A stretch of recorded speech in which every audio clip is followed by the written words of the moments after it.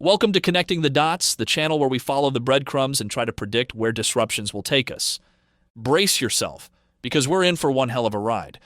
I started this video intending to compare Figure's O2 robot with Tesla's Optimus, but what I uncovered left me speechless. Not speechless as in clickbait titles, but really, actually, truly, lost for words. I'm staring at the screen now, and all I can think is, how did this happen to us? How did we miss this?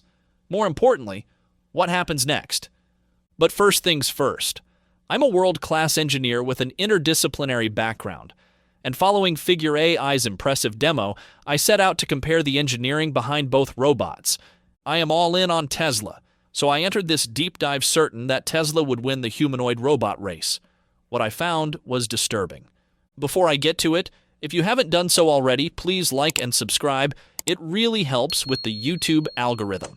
A huge thank you to my amazing patrons who make these deep dives possible. If you too would like to support the channel, please subscribe to me on X or join me on Patreon starting at $1 a month. If Tesla moves fast, Optimus will still dominate, but buckle up and get ready, because there's a real chance that we are about to get disrupted, and disruptions are never boring. Chapter 1. Stability and Locomotion, or the basics of modern AI. I'll start with the Optimus versus Figure O2 comparison, and we'll discover things from there. First, let's compare two things we now take for granted, but until recently were considered among the most challenging aspects of humanoid robotics: stability and walking. Half a year after Tesla announced Project Optimus, I released, with the help of a bright friend of mine, a video called "Tesla Bot is a Done Deal." In that video, we analyzed the technical barriers that Tesla would face, and showed that everything they faced was straightforward, with no uncrossable technological gaps or potential showstoppers. Paraphrasing Chris Camillo, we saw the train, we saw that the tracks were laid, and we realized that the Optimus train will enter the station. At the time, stability and walking were considered huge roadblocks. Stability relied on complex algorithms that used measurements from numerous sensors to calculate actuator movements for balance. When these algorithms encountered unexpected scenarios, robots fell. That's why labs always kept them tethered. But that was before AI arrived and changed the entire game. The traditional approach tried to solve walking mathematically, calculating exact foot placement and weight distribution moment by moment using so-called zero-moment point calculations. These required precise modeling of every joint and surface, and then producing control equations to handle numerous conditions. An extremely difficult task. Since walking was so difficult, a robotics expert publicly torched Tesla for choosing walking over wheels. They didn't even get why Tesla chose a humanoid form. But my video argued that with sensors similar to those in a smartphone and with AI trained primarily through simulations, achieving stable bipedal locomotion should be relatively straightforward.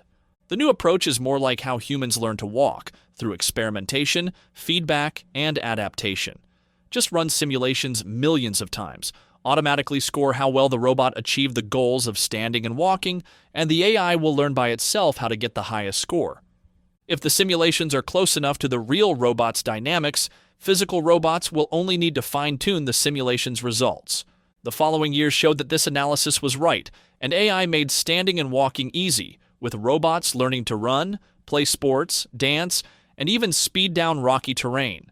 When we look at the first generation of both robots, their walking abilities were admittedly unimpressive. The original Optimus prototype walked with an awkward, stiff-legged gait that internet commenters quickly compared to taking a dump. Figure's O1 wasn't much better. While it walked fine, standing still proved more challenging. In its early days, the robot fidgeted, constantly correcting itself by shifting weight from foot to foot, even when standing still, what seems like trotting in place. But that's old news, because shortly after, both robots improved considerably. The progress since then has been remarkable. The latest versions of both robots now walk with confidence and fluidity that would have seemed impossible just a few years ago. From the limited public footage available, Figure's O2 appears slightly faster and nimbler in its movements. However, this observation comes with a major caveat. Tesla hasn't released new Optimus walking footage in several months, and given their rapid development pace, it's likely that current capabilities exceed what we've seen publicly. In any case, pretty soon both robots will walk as fast as humans. As predicted in the Tesla Bot is a done deal video, this once insurmountable challenge has become essentially a solved problem. Nowadays, we can see videos of various humanoid robots from Chinese companies not just walking, but running, jumping, and even performing basic acrobatics. This democratization of bipedal locomotion is significant. It means the competitive advantage in humanoid robotics no longer lies in solving basic mobility. Both Optimus and Figure 02 have cleared this hurdle, as have numerous other entrants in the field. So, where does this leave us in our comparison? When it comes to stability and walking, I'd call it essentially a tie, and very soon, a non-issue. This is exactly what we should expect as the field matures. Just as automotive companies don't compete on whether their cars can successfully drive in a straight line, humanoid robot makers will soon no longer compete on basic walking capabilities. But if everyone can now have stability and walking, let's move on to see if other capabilities might give Tesla the decisive advantage I initially expected. Chapter 2. Manipulation and Dexterity. When Tesla first announced Optimus, a robotics expert publicly criticized their decision to pursue human-like hands as a rookie mistake. They argued that simpler grippers or suction cups are cheaper to produce, more reliable, and require very little control software. Industrial robots already use these in factories, as does, for example, Agility Robotics' Digit Robot. This criticism revealed a fundamental misunderstanding about general-purpose humanoid robots. Factory robots are optimized for specific tasks and, for example, use suction cups to lift flat objects, or simple grippers to pick bags off a conveyor belt. But humanoid robots should be versatile, not optimal, as they are designed to do almost anything a human can do. Humanoid hands face contradictory requirements, from vice-like grips on metal pipes to delicately holding eggs. Traditional solutions required complex hand-coded control algorithms, which the expert wanted to avoid. What they missed, however, was how training the neural net through simulations easily solves this problem, making traditional control methods obsolete. And as for mechanics, the expert knew that finger actuators are too large to fit in hands, but locating them in the arm and using tendons suffered from reliability issues and tendon elongation. Simple grippers and suction cups did not have these problems. What the expert missed was that in recent years, actuators have become smaller and more powerful, and AI now enables robots to self-calibrate, to compensate for tendon elongation. Figure AI are in their 4th-generation hand, which has 16 degrees of freedom. Optimus's 2nd-generation hand has 11, and Tesla is working on a 3rd-generation hand with 22 degrees of freedom. That is operated by tendons. I won't start comparing them, because comparing Tesla with Figure would be missing the big picture. The 11 degrees of freedom hands now shown on the screen are a direct copy of Optimus. Tesla was incredibly transparent with its designs, which helped several Chinese competitors leapfrog forward. Some, like Magic Lab shown here, outright copied Optimus's hands, while others borrowed ideas to improve their own designs. The 19 degrees of freedom tendonless hands I mentioned are much better than anything Tesla or Figure currently have, and they are of course Chinese. So it doesn't matter whether Tesla's or Figure's hand is better. If anyone is leading, it's the Chinese. Not that it matters much, because soon all robots will have more than enough dexterity for whatever tasks they want. 3 years ago, no company had viable humanoid robots at all. And today, several companies have robots with more than enough dexterity for many real-world tasks. The pace of improvement is staggering and shows no signs of slowing down, so 2 or 3 years from now, even new startups could achieve superhuman dexterity if they only want to. The real competition won't be about which company has marginally better hand design. It will be about which company can scale production, improve reliability, and build the most comprehensive AI system for their robots. Since Tesla produces the actuators for its EVs, has lots of funding, and a hell of an AI team, 3 years ago I expected that they would lead dexterity with a decisive edge. Instead, I found another robotics capability rapidly becoming commoditized, with multiple companies developing viable solutions at an impressive pace, some ahead of Tesla, and many assisted by tailwinds that Tesla generously gave them. Stability, locomotion, and dexterity have all been democratized, with no advantage to Tesla. Surely with perception, it's different, right? The world is crazy recently, and I want to share something that's become crucial in my online life. NordVPN. They're sponsoring this video, but I've been happily using them for years across all my devices, just not for the reasons that most people think. Lots of stories out there telling how NordVPN protected against identity theft and other privacy concerns, and how it isn't just about security but also about fun, like watching blocked content from other countries or accessing your home streaming when traveling abroad.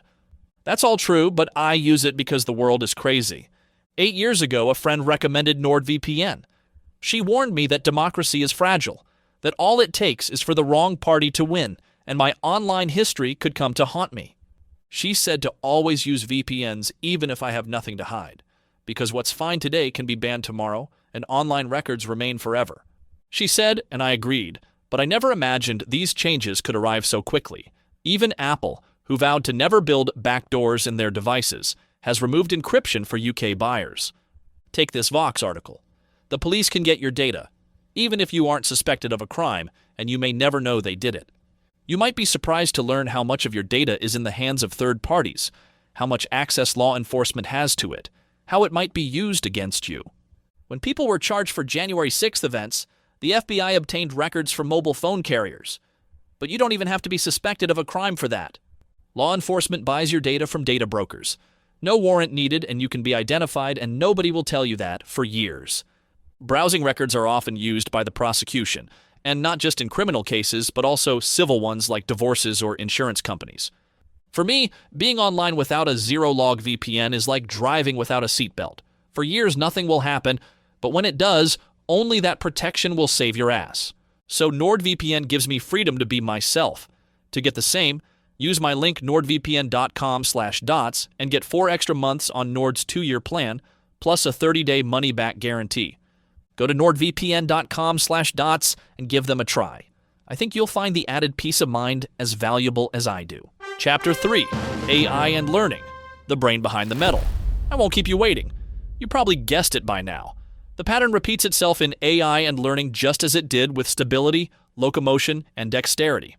3 years ago, I was convinced that Tesla would dominate in perception and navigation. After all, understanding the real world is essentially the same problem they'd been solving for years with full self-driving. While other robotics companies struggled with controlled environments, Tesla had already mastered interpreting dynamic, chaotic spaces filled with unpredictable humans. That expertise would transfer perfectly to Optimus, giving Tesla an insurmountable head start. And for a brief moment, that was true. Remember that robotics expert who mocked Tesla for attempting humanoid robots? On this topic, they were completely suspicious. When Tesla discussed this topic, they said, "The presenter mentions walking up stairs, not commonly found in warehouses, suggesting Optimus can navigate human-centric environments. Mobile manipulation in semi-structured environments is an unsolved problem." Her skepticism made sense at the time. Visual perception was still an unsolved problem for most companies, just not for Tesla. And then, multimodal LLMs arrived and democratized perception overnight. Now, any well-funded startup can build or license vision systems capable of identifying objects, understanding spatial relationships, and navigating complex environments. What was once Tesla's unique advantage has become available off the shelf from NVIDIA and others. The same goes for understanding and following human instructions. In Figure's recent demo, we saw robots taking verbal directions in plain English, interpreting them correctly, and collaborating on tasks they hadn't been explicitly programmed to perform. 3 years ago, this would have been science fiction, but ChatGPT arrived, and today, it's what's expected. Large language models excel at breaking down complex instructions into sequential steps. Connected to a capable robot, they can translate human intent into physical action with remarkable flexibility. Tesla likely powers Optimus with Grok, or a custom LLM, while Figure has shifted from ChatGPT to their own system. But this distinction matters less and less as these systems become commodities. The fact that Figure, a startup focused solely on robotics, could develop their own language model to replace ChatGPT demonstrates just how accessible and democratized LLM technology has become. Even imitation learning, showing a robot what to do rather than telling it, has been transformed by multimodal AI. Systems can now observe human demonstrations through video and translate those movements into robotic actions much easier than before they understood what everything was. Whereas previously, robots were trained on specific tasks, they can now genuinely understand instructions, perceive their surroundings, apply reasoning, and adapt to novel situations. The real test will come as these robots attempt more varied, complex tasks in less structured environments. Can they adapt to unexpected situations? Can they generalize from one task to similar but different challenges? These capabilities depend not on flashy interfaces, but on deep understanding of the physical world, precisely what both companies are racing to develop. This democratization of AI is perhaps the most powerful technological trend of our time, and it's a double-edged sword for Tesla. They no longer need to solve everything from scratch, but neither do their competitors. The gap is closing rapidly. What's truly exciting about this democratization is how it's accelerating the entire field. What might have taken decades is happening in months. The pace benefits everyone, including Tesla, who can focus their considerable resources on areas that truly matter. So 3 years from now, I expected Tesla to have a lead in all facets of robotics. But now, even unknown startups with sufficient funding can make robots with stability, locomotion, dexterity, language perception, reasoning, and even sophisticated real-world AI capabilities. These are becoming simpler and even commoditized. 3 years ago, I expected Tesla to have the lead, but entering this video, I knew they do not. Let's now move to the more interesting zone of topics which I came into this video knowing Tesla has the lead. After that, we'll reveal the surprising threat that could undermine even these advantages and show what Tesla can do to win as we know it should. Chapter 4. System Integration, a Diminishing Edge. After examining capabilities that are rapidly becoming commoditized, let's turn to what I initially believed would be Tesla's first decisive advantage: vertical integration. Tesla designs virtually everything in-house, from custom actuators to neural networks and simulation environments. This gives them complete control over every aspect of the robot, allowing for tight integration between hardware and software. The traditional approach involves sourcing components from different suppliers. This creates interface challenges and potential compatibility issues between components that can't properly communicate with each other. Tesla, by controlling the entire stack, can optimize specifically for their needs. When I started this investigation, I believed this vertical integration would give Tesla an insurmountable lead. After all, it served them well with EVs. However, the competitive landscape in robotics is evolving differently. As an early mover, when no viable off-the-shelf actuators existed, Tesla was forced into vertical integration. But so were competitors like Figure, who, like Tesla, develop their own custom actuators, structural components, and software. And for those without the resources required for vertical integration, NVIDIA has emerged with their Isaac Robotics platform, offering pre-built solutions for simulation, perception, and control training and inference. This significantly lowers barriers to entry and creates network effects as more companies build on their platform. And there's another crucial point. Unlike the car industry's razor-thin margins, humanoid robots will likely command extremely high margins in the coming years. This means even companies using off-the-shelf components, such as NVIDIA's offerings, can remain highly profitable. This doesn't mean vertical integration doesn't matter. It absolutely does. But it's no longer the decisive advantage I thought would separate Tesla from the pack. What once seemed like an insurmountable lead is being eroded faster than expected. For the next chapter, I hope you're sitting down. Chapter 5. Welcome to Tesla University. I said that Figure developed their own actuators, so here's a story for you.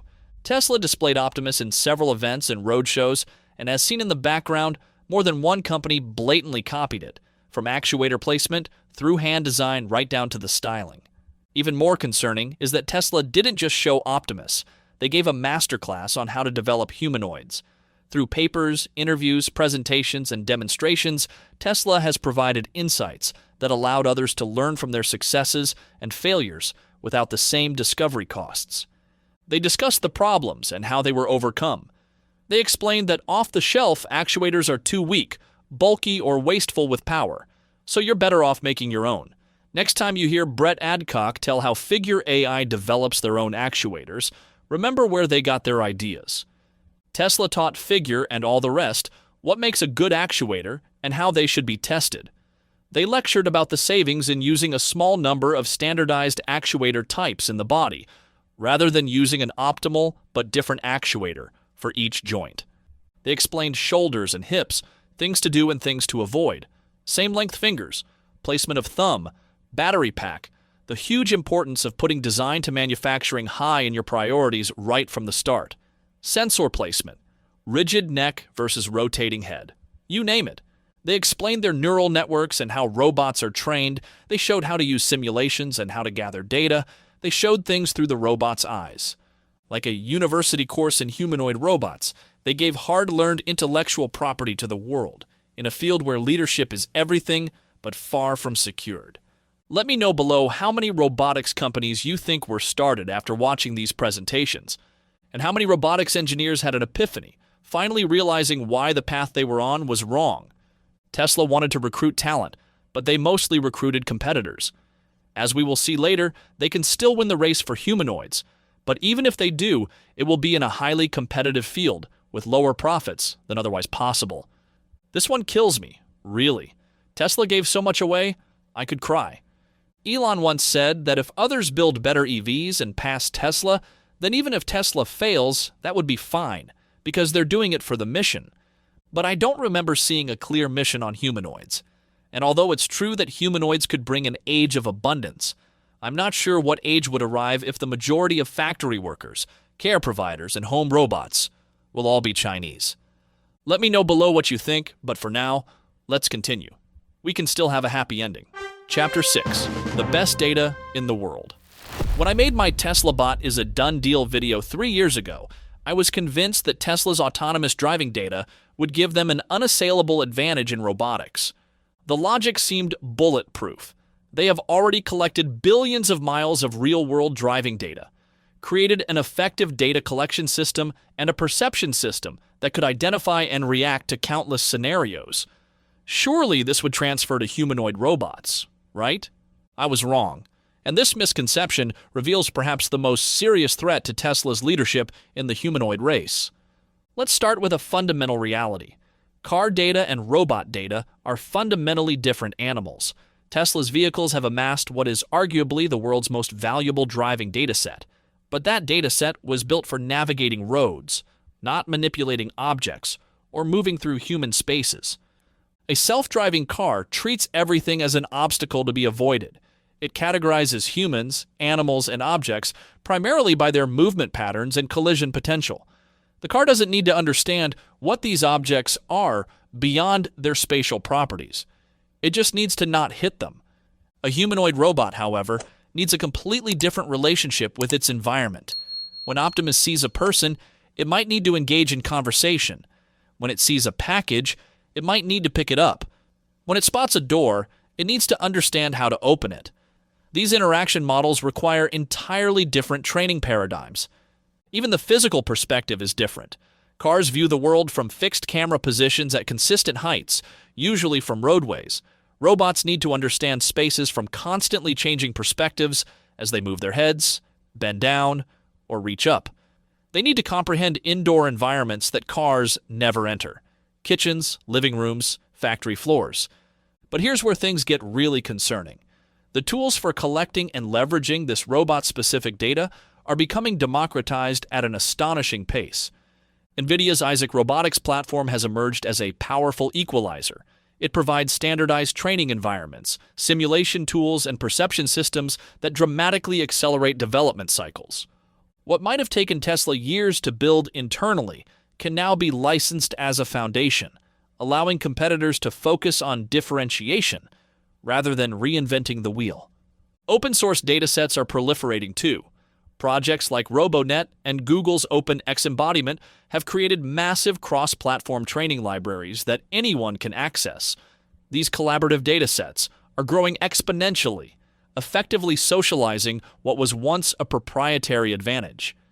But as we've seen, Tesla's biggest vulnerability wasn't just the democratization of data collection tools, it was their own transparency. Every time Tesla demonstrated Optimus, they didn't just show the robot, they revealed their training methodologies, hardware configurations, and system architectures. These technical details provide invaluable insights to competitors who can reverse engineer Tesla's approach and potentially improve upon it. Figure has been particularly adept at learning from Tesla's playbook.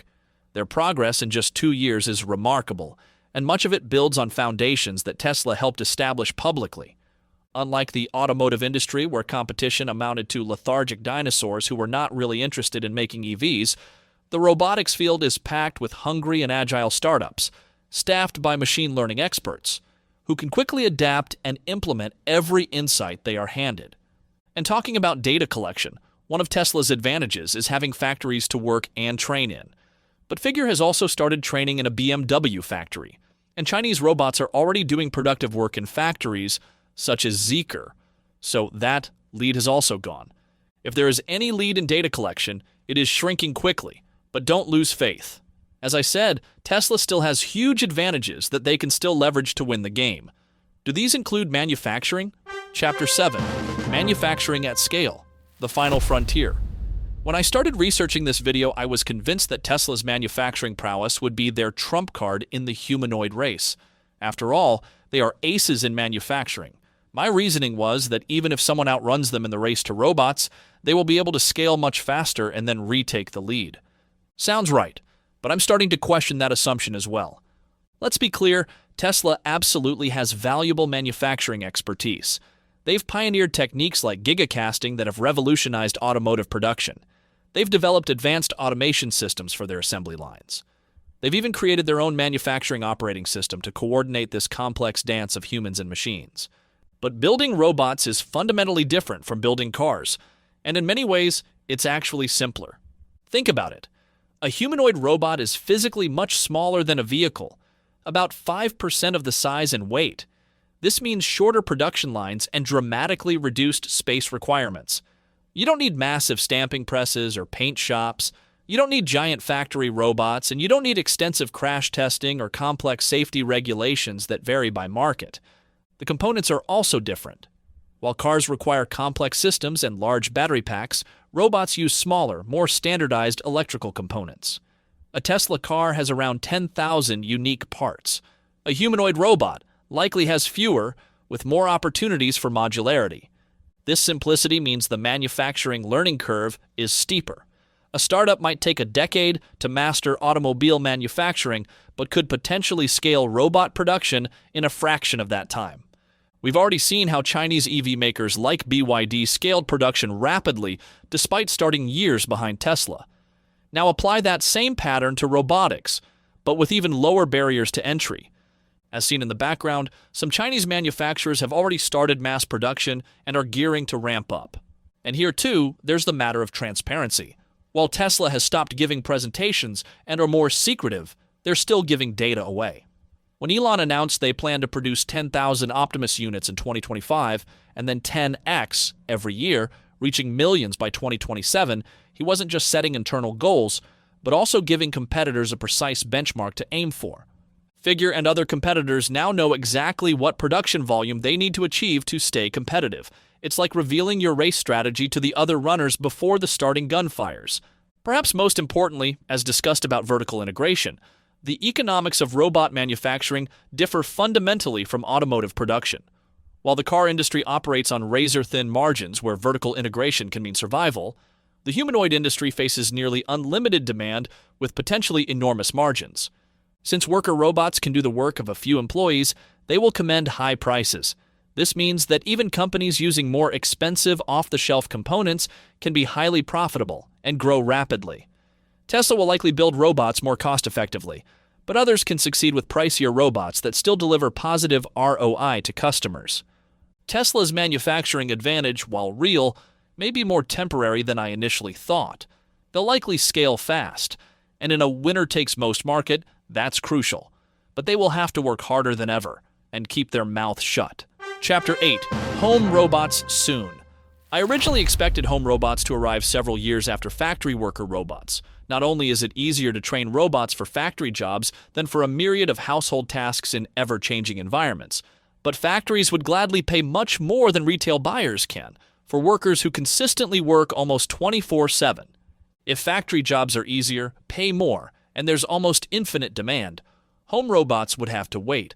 But while all my assumptions were true, the conclusion I reached was wrong. Brett Adcock recently announced that Figure is accelerating their timeline for home robots by 2 full years. This wasn't just marketing hype, it was a strategic pivot that reveals something profound about how the robotics race is evolving. What changed? 3 critical factors. First was that large language models have fundamentally transformed how humans can interact with robots. When I made my original prediction, the interface problem seemed enormous. How would average people communicate complex instructions to a robot? LLMs have largely solved this. Today's language models can interpret casual instructions, understand context, ask clarifying questions, and translate vague human desires into specific robotic actions. But even if it's easier, until global supply of factory robots meets demand, why sell robots at lower prices to private buyers? Data. That's why.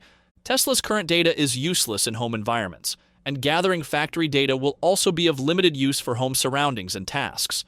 Deploying robots in homes isn't just about selling units. It's about capturing the most valuable training data in existence.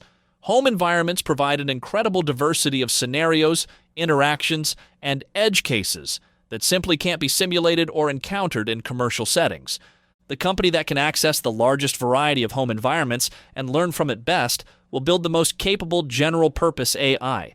It's like the autonomous driving race, but with even higher stakes. This explains why Figure is rushing to get into homes earlier than expected. It's about establishing a data collection advantage that could become insurmountable. The economics of this strategy are fascinating. While home robots will generate less revenue per unit than industrial models, the value of the data they collect might ultimately be more important. Companies can essentially use the substantial profits from industrial robots to subsidize home deployment, viewing it as an investment in data acquisition rather than a direct revenue stream. This mirrors Tesla's approach with FSD. They've been willing to sell the hardware at a relatively accessible price point because the real value is in the data that improves their system. The home robot race isn't 5 years away, it's happening soon, and the stakes couldn't be higher. So large language models made home robots more viable, and data collection made home robots more necessary for the company. But what was the third factor pushing home deployment sooner? Chapter 9. Network Effects. The third factor pushing for early home deployment is network effects. You know how when someone buys an iPhone, suddenly everything around them turns Apple, and chances are their next phone will be an iPhone too. With humanoid robots, this effect will be even more powerful. Robots will become our everyday helpers, and eventually, every household will have several. While coordinating tasks between different makes of robots would be possible, everything would be much simpler if all robots are of the same make. You really want to be the first robot each family buys and the first one retail buyers show to their friends.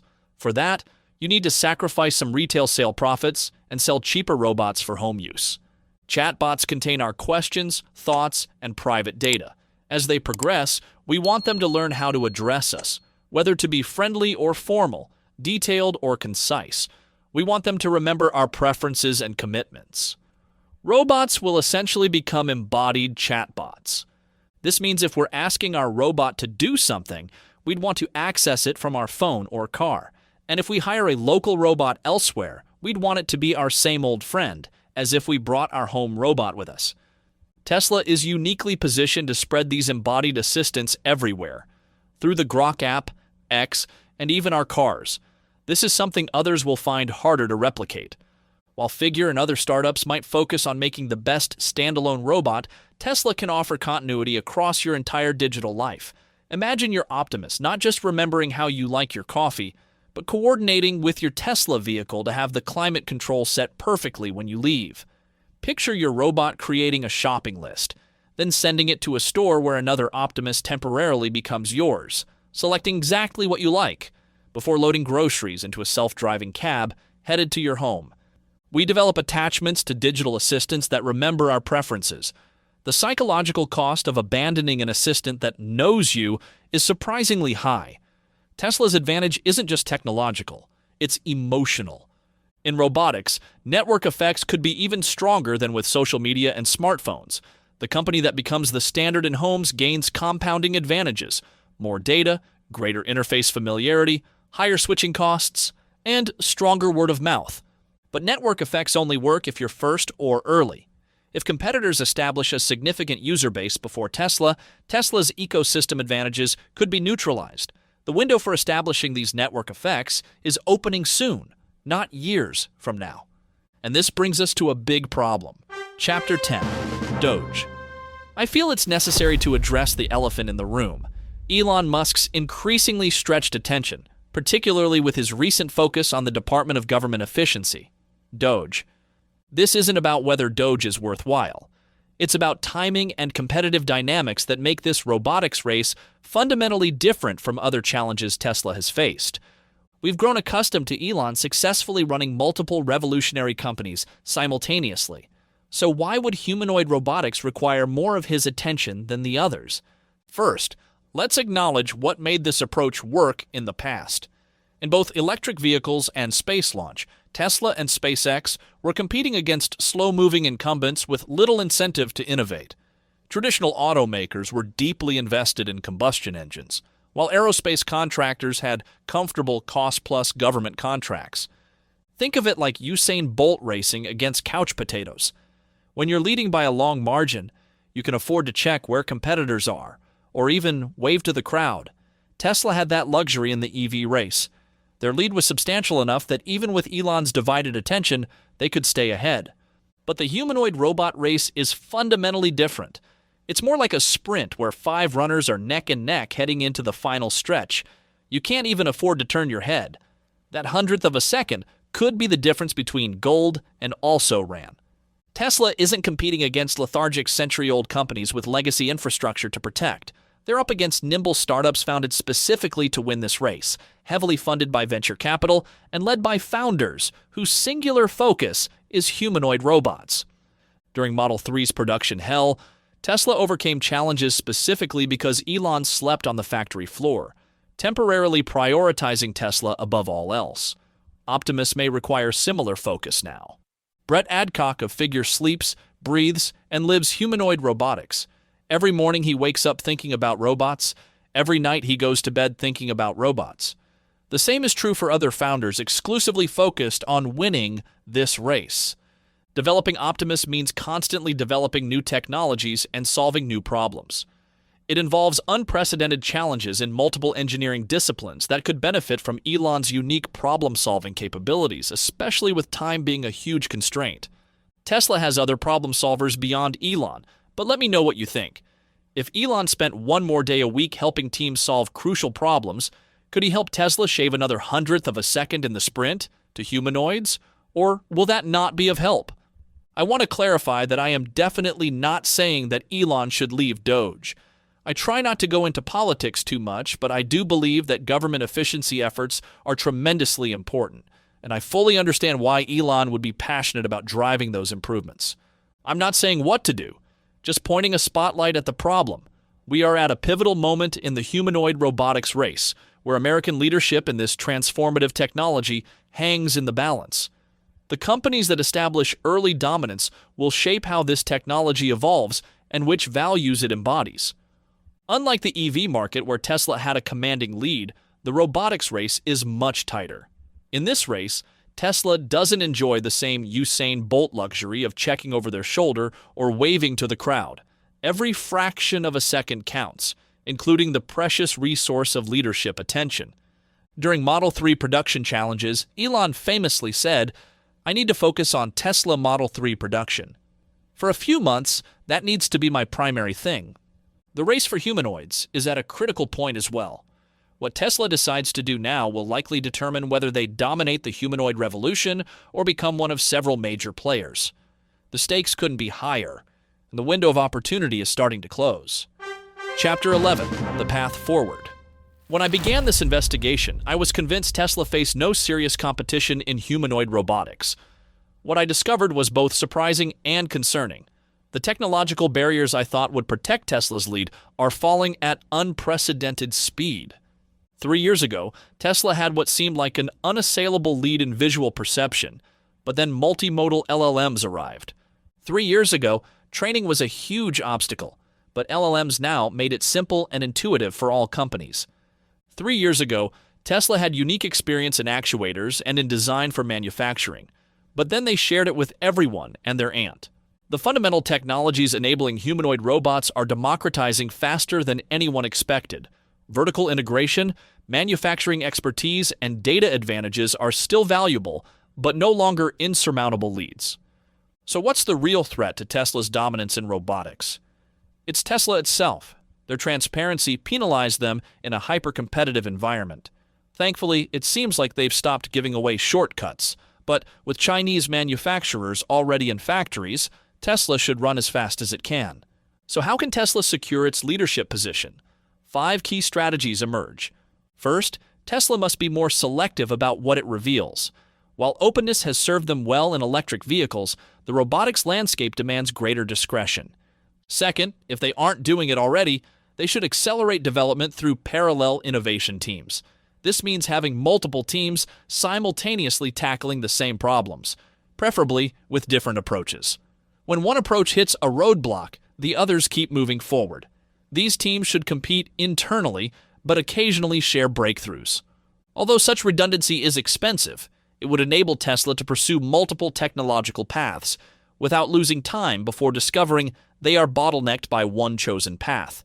Since time is the critical factor, they should do this and more. Third, like Figure, they should prioritize consumer robot deployment. The company that captures the most diverse home environment data will build the most capable general-purpose AI. Although retail sales might lower revenues and profits, that should be seen as an investment, buying data and time. Fourth, Tesla must leverage their unique ecosystem advantage. No other robotics company can offer integration across vehicles, energy products, social media, and AI assistants. Finally, this particular race demands exceptional focus from leadership. Unlike the EV market where Tesla competed against slow-moving incumbents, the robotics field is filled with agile, well-funded startups exclusively focused on winning this exact race.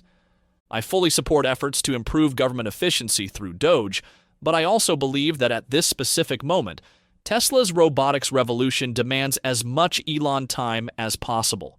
The window to establish dominance is narrow, and the consequences will shape technological development for decades.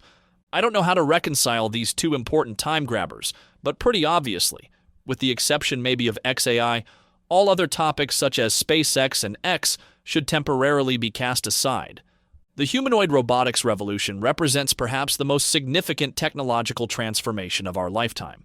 The next 12 to 18 months will likely determine who leads this revolution and which values it embodies.